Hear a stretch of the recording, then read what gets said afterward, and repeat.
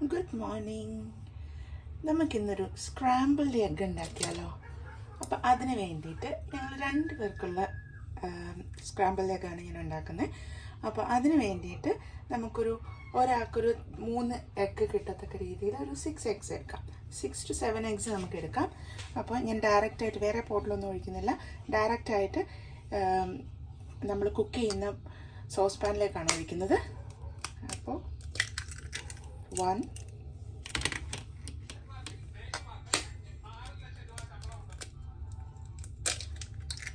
2 3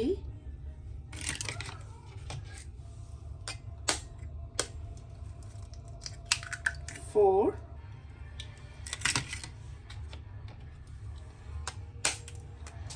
5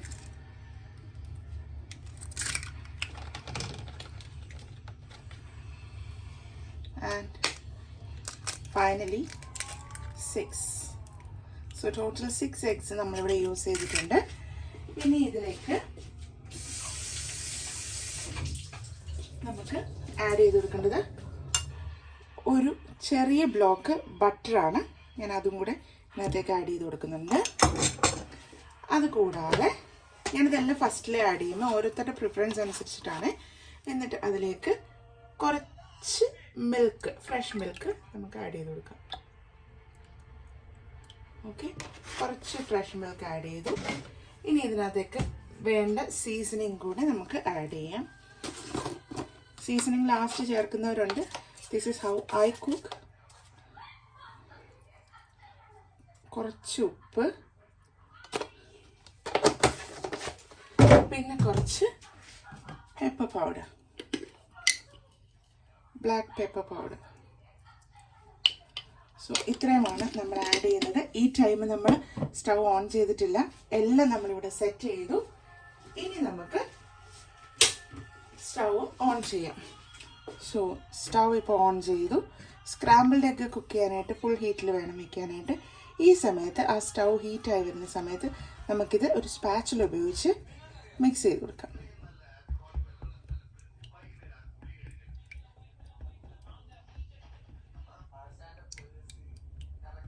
so ഞാനിതൊന്ന് ഉടച്ചു കൊടുക്കുവാണ്. ഹീറ്റായിട്ട് വരുന്നുണ്ട് പോട്ട്. ആ സമയം കൊണ്ട് ഈ എഗ്ഗും മിൽക്കും ബട്ടറും എല്ലാം കൂടെ ഒന്ന് മിക്സായിട്ട് വരും. അതിങ്ങനെ ആകുമ്പോൾ വേറെ കാര്യം പറയട്ടെ. ഈ എഗ് ഷെൽസ് ഇല്ലേ, egg shells please don't throw it away, keep it safe. അതൊന്ന് ജസ്റ്റ് സ്മെല്ല് വരാതിരിക്കാനായിട്ടൊന്ന് വാഷ് ചെയ്ത് വെക്കുക. എന്നിട്ട് അത് കുറച്ചേറെ നമുക്ക് ഷെൽസ് കിട്ടിക്കഴിയുമ്പോൾ നമ്മൾ എന്ത് ചെയ്യണം, അത് നന്നായിട്ട് ഫൈനായിട്ട് പൊടിച്ച് വെച്ചിട്ട് നമ്മുടെ ചെടികൾക്കൊക്കെ ഇടാം. പിന്നെ ഈ എഗ് ഷെൽസ് പൊടിക്കുന്ന സമയത്ത് നമ്മളുടെ ഈ മൂർച്ച കുറവുള്ള മിക്സി എടുത്തു കഴിഞ്ഞാൽ, ഇപ്പോൾ ഗ്രൈൻഡ് ചെയ്യാൻ പാടായിട്ടുള്ള മിക്സി എടുത്ത് ആ മിക്സിയിൽ ഈ എഗ് ഷെൽസ് പൗഡർ ചെയ്താൽ ആ മിക്സിയുടെ ഷാർപ്നെസ് കൂടും. അപ്പോൾ ഒരു വെടിക്ക് 2 പക്ഷി. മിക്സിയുടെ ഷാർപ്നെസ്സും കൂടും, ചെടിക്ക് വളവും ആവും. അപ്പോൾ ഇത് മൊത്തം കൂടെ എടുത്ത് തട്ടരുത്. ജസ്റ്റ് കുറച്ചെടുത്തിട്ട് ഒരു വീക്ക്ലി വൺസ് ബേസിസിലോ അല്ലെങ്കിൽ 2 വീക്സ് കൂടുമ്പോഴോ റോസസിനൊക്കെ ഇട്ട് കൊടുത്താൽ മതി. അതല്ലാതെ വേറൊരു ടിപ്പ് എന്താ വെച്ചാൽ, സ്നെയിൽസ്, അതായത് ഒച്ച്, അതൊക്കെ നമ്മുടെ ചെടികളിൽ കയറുന്നുണ്ടെങ്കിൽ ഒച്ചിന് ഈ എഗ് ഷെൽസ് ഇഷ്ടമില്ല. കാരണം ഇത് ഭയങ്കര റഫാണ് ഇതിൻ്റെ എഡ്ജസ്. അപ്പോൾ ഒച്ചിന് ഇത് ഇഷ്ടമില്ലാത്തതുകൊണ്ട് എന്ത് ചെയ്യണം, ഇത് കൈ വെച്ചൊന്ന് ക്രഷ് ചെയ്തിട്ട് നമ്മുടെ ചെടികളുടെ ചുറ്റുമൊക്കെ ഒന്ന് ഇട്ട് കൊടുത്തു കഴിഞ്ഞാൽ ഈ എഗ് ഷെൽസിൻ്റെ പുറത്ത് കയറി കടന്ന് പോകാൻ പറ്റാതെ നമ്മുടെ പാവ ഒച്ചുകൾ ചെടികളിലേക്ക് വരത്തില്ല. നിങ്ങളിപ്പോൾ ഞാൻ കോമഡിയാണ് പറയുന്നതെന്ന് വിചാരിക്കും, പക്ഷേ കോമഡിയല്ല, ഞാൻ കാര്യമായിട്ട് പറഞ്ഞതാണ്. കാരണം ഇവിടെ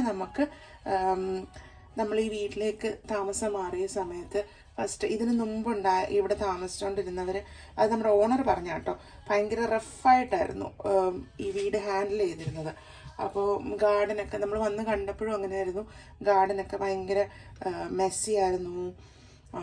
ഒന്നും ക്ലീൻ അല്ലായിരുന്നു. അതുകൊണ്ട് തന്നെ ഒച്ചിൻ്റെ ശല്യം, ഇതൊക്കെ ക്ലീൻ ചെയ്ത് വെച്ചാലും ഒച്ചിൻ്റെ ശല്യം ഉണ്ടാവും, അത് വേറെ കാര്യം. പക്ഷെ അതിൻ്റെ എന്താ പറയുക, ഉന്തിൻ്റെ കൂടെ ഒരു തള്ളെന്ന് പറഞ്ഞ പോലെ ഓൾറെഡി ഒച്ചുണ്ടാവും. അതിൻ്റെ കൂട്ടത്തിൽ അത് മെയിൻറ്റെയിൻ ചെയ്യാത്തത് കൊണ്ടുള്ള ബുദ്ധിമുട്ടുള്ളത് കൊണ്ട് ആ രീതിയിൽ ഒച്ചിൻ്റെ ശല്യം കൂടുതലായിരുന്നു. അപ്പോൾ നമ്മൾ ഭയങ്കരമായിട്ട് ബുദ്ധിമുട്ടി. എനിക്ക് കിച്ചൺ ഗാർഡൻ ചെയ്യുന്നത് ഭയങ്കര ഇഷ്ടമാണ്. അപ്പോൾ അങ്ങനെ ഞാൻ ചെയ്ത സമയത്ത് എന്നും എൻ്റെ ഇലകളൊക്കെ ഒച്ച് വന്ന് തിന്നിട്ട് പോകുമായിരുന്നു. അപ്പോൾ എൻ്റെ ഫ്രണ്ട്സും കൊളീഗ്സും ഒക്കെ എനിക്ക് പറഞ്ഞു തന്നതാണ് ഇങ്ങനെ എഗ്ഷെല്ലിൻ്റെ കാര്യം. അപ്പം ഞാൻ എഗ്ഷെല്ല് യൂസ് ചെയ്തു. നല്ല മാറ്റം ഉണ്ടായിരുന്നു കേട്ടോ എഗ്ഷെല്ല് യൂസ് ചെയ്തിട്ട്. പിന്നെ ഞാൻ രണ്ടാമത് ഈ ഒച്ചിൻ്റെ ശല്യത്തിന് ചെയ്തത് എന്തായിരുന്നു എന്നറിയോ? ബിയർ ട്രാപ്പ് വെക്കുന്നത്. നമ്മൾ ഒരു ബോട്ടിലിൽ ബിയർ ഒഴിച്ചിട്ട്, വില കുറഞ്ഞ ബിയർ മതി, കാരണം ഒച്ചിനറിയത്തില്ല അത് എത്ര വിലയുള്ള ബിയറാണെന്ന്. ബിയർ അത് മതി, ഫെർമെൻറ്റഡ് ആയിട്ടുള്ള സാധനം. അതായത് ബിയർ നമ്മളൊരു ചെറിയ കുപ്പിക്കകത്ത് മുറിച്ചിട്ട് ചെറിയ കുപ്പിക്കകത്ത് വെച്ചിട്ട് അത് മണ്ണിൽ കുഴിച്ചിടണം. അപ്പോൾ ആ കുപ്പിയും മണ്ണും തമ്മിൽ ഒരേപോലെ ആയിരിക്കണം. അങ്ങനെ കുഴിച്ചിട്ട് കഴിഞ്ഞാൽ ആ ബിയറിൻ്റെ സ്മെല്ലടിച്ച് ഈ ഒച്ചുകൾ വെള്ളമടിക്കാൻ വേണ്ടി വരും. എനിക്ക് തോന്നുന്നു ഒച്ചുകളെല്ലാം ഭയങ്കര വെള്ളടിക്കാരാന്ന് തോന്നുന്നു, അതുകൊണ്ടായിരിക്കും ഈ ബിയറിൻ്റെ മണം അടിച്ച് വരുന്നത്. അപ്പോൾ എന്നാണേലും ആ മണം അടിച്ച് നമ്മുടെ ഒച്ചു വരും. ഒച്ചാണെങ്കിൽ മണം അടിച്ച് ഈ ബിയറിൻ്റെ ട്രാപ്പിലേക്ക് വീഴും. വെള്ളത്തിൽ വീണ് കഴിഞ്ഞാൽ ഇതുങ്ങൾക്ക് മുകളിലോട്ട് പൊങ്ങാൻ പറ്റത്തില്ല, കാരണം ഇത് ഭയങ്കര സ്ലൈമി അല്ലേ. അപ്പോൾ വെള്ളത്തിൽ വീണ് കഴിഞ്ഞാൽ ഇത് പൊങ്ങാൻ പറ്റത്തില്ല, അത് അതിനകത്ത് കിടക്കും. അപ്പോൾ അതിനകത്തു നിന്ന് നമ്മൾ പിറ്റേ ദിവസം വന്ന് നോക്കുമ്പോൾ എന്തൊക്കെ വീണിട്ടുണ്ടോ അതിനെയൊക്കെ കൊണ്ടുപോയി വേറൊരു മാറി സ്ഥലത്തൊരു പാത്രത്തിനകത്ത് വെച്ച്, ചിലത് ചത്ത് കാണും, വെച്ച് ഇച്ചിരി ഉപ്പിട്ട് അങ്ങോട്ട് കൊല്ലുക.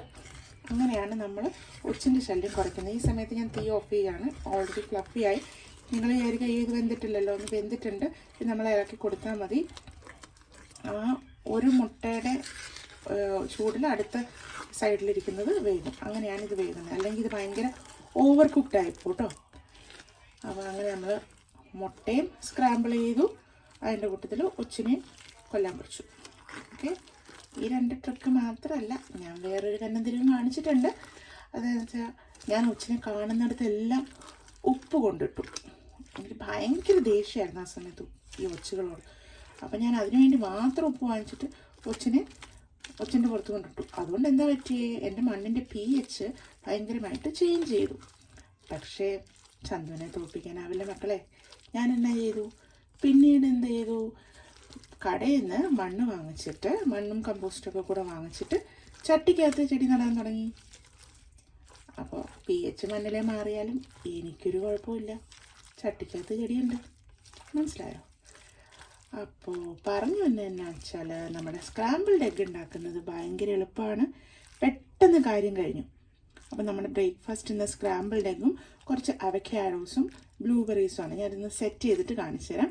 പക്ഷേ ഇത് നമ്മുടെ സംഭവം സെറ്റായിട്ടുണ്ട്. ഞാൻ ഇതിൽ നിന്ന് പൊക്കിയെടുത്ത സമയം ഓർമ്മയുണ്ടല്ലോ, കുറച്ചൊരു വാട്ടറിൽ കുറച്ചൊരു സോളിഡിഫൈഡ് ആയിട്ടുള്ള സ്റ്റേജ് എത്തിയപ്പോൾ ഞാൻ ഹീറ്റിൽ നിന്ന് പുറത്തെടുത്തു, എന്നിട്ട് ഞാൻ ഇളക്കിക്കൊണ്ടിരുന്നു. അപ്പോൾ നമ്മുടെ സ്ക്രാമ്പിൾഡ് എഗ്ഗ് റെഡിയായി. ഇത് നാട്ടിലിരുന്ന് ഞാനിത് കാണുമ്പോൾ ഇത് അയ്യായിരുന്നു എനിക്ക്, പക്ഷേ വൺ ടൈം ഇത് രുചിച്ച് കഴിഞ്ഞപ്പോൾ ഇത് സൂപ്പർ സാധനമാണ്. അതുകൊണ്ട് നമ്മൾ ടേസ്റ്റ് ചെയ്യാതെ നമ്മളൊരു സാധനത്തിനെ കുറ്റം പറയാൻ പാടില്ല. ഇതൊന്ന് ടേസ്റ്റ് ചെയ്ത് നോക്ക്, ഇഷ്ടപ്പെട്ടില്ലെങ്കിൽ കഴിക്കണമെന്നേ. ഒരു വട്ടം ട്രൈ ചെയ്തിട്ട് എങ്ങനെയുണ്ടെന്ന് നോക്കിയിട്ട് നിങ്ങൾ കമൻറ്റ് ചെയ്യുക. ഞാനിത് ടേബിൾ സെറ്റ് ചെയ്തിട്ട് കാണിച്ചു തരാം. ഓക്കെ, സോ ഞാനിവിടെ പ്ലേറ്റ് സെറ്റാക്കിയിട്ടുണ്ട്. നമ്മൾ സ്ക്രാമ്പിൾഡ് എഗ്ഗ്, പിന്നെ കുറച്ച് ബ്ലൂബെറീസ്, അവക്കാഡോ, പിന്നെ കുറച്ച് സീഡ്സ് ആൻഡ് നട്ട്സ് ക്രാക്കേഴ്സ്. ഇത് ഞങ്ങൾ കോസ്കോയിൽ നിന്ന് വാങ്ങിച്ചതാണ്. ഇതാണ് എൻ്റെ പാക്കറ്റ്. സോ ഞങ്ങളും ഫസ്റ്റ് ടൈം ട്രൈ ചെയ്യാണ്. നല്ല സംഭവമാണ്. ഈ പറയുന്ന ഈ പുറത്ത് കാണിച്ചിരിക്കുന്നുണ്ട് അത്രയും നട്ട്സൊന്നും അതിനകത്ത് ഇട്ടിട്ടില്ലെങ്കിലും കുഴപ്പമില്ല. പിന്നെ അപ്പോൾ എന്തായാലും എല്ലാവരും സ്ക്രാമ്പിൾഡ് എഗ്ഗ് ട്രൈ ചെയ്യണം. ഇതൊരു ഹെൽത്തി ബ്രേക്ക്ഫാസ്റ്റാണ്. കാണുമ്പോൾ കുറച്ചേ ഉള്ളൂ എന്ന് തോന്നിയാലും കഴിച്ച് കഴിയുമ്പോൾ ഭയങ്കര ഫില്ലിംഗ് ആണ്. അപ്പോൾ ഇത് ട്രൈ ചെയ്തിട്ട് നിങ്ങളുടെ കമൻസ് എന്തായാലും ഇടണം. ഇതിനകത്ത് ലൈക്ക് ചെയ്യണം. ഞാനിത് സ്ക്രാമ്പിൾഡ് എഗ്ഗ് ഒന്ന് ട്രൈ ചെയ്തിട്ട് പറയാമേ എങ്ങനെയുണ്ടെന്ന്.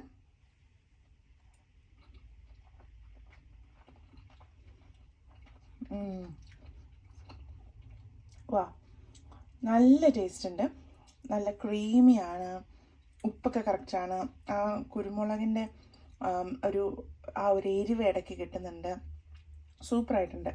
എല്ലാവരും ട്രൈ ചെയ്യണം. So have A lovely day. See you later.